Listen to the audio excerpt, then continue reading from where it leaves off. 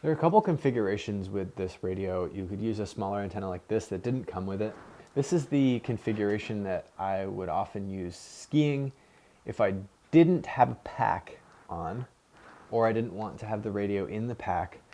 This fit in my outer shell in the pocket, and I wired this, depending on your jacket, either through the pocket or out of the pocket and in through the vent onto the collar here. Or you can have it just in a side pocket, coming out of the side pocket and clipped on your jacket or clipped here near the zipper. In this configuration, there's no clip on it.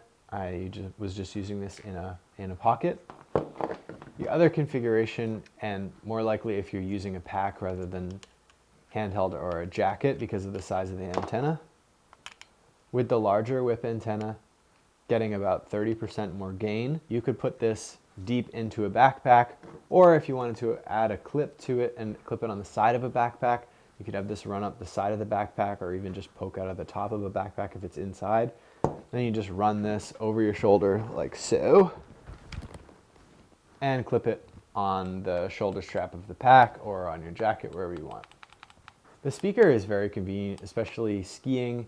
This is supposedly waterproof. I was definitely testing that and it's yet to die. It was coated in freezing rain and it still functions. There's this 1/4-inch earpiece connector. If you want to use that as well, if it's a really loud environment, you can connect an earpiece. I typically didn't wear that skiing. This was sufficient to hear them. I wouldn't be communicating while I was skiing. In that case, sometimes it'd be hard to hear somebody.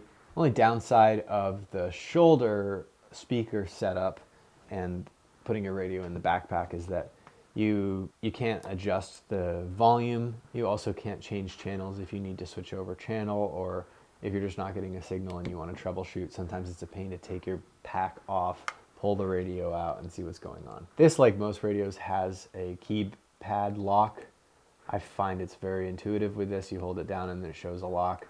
I use that all the time because if I'm throwing this in a pocket or inside of a jacket or in a backpack, I want to make sure that I'm not pressing buttons by mistake. And then the last configuration that I started with is this more compact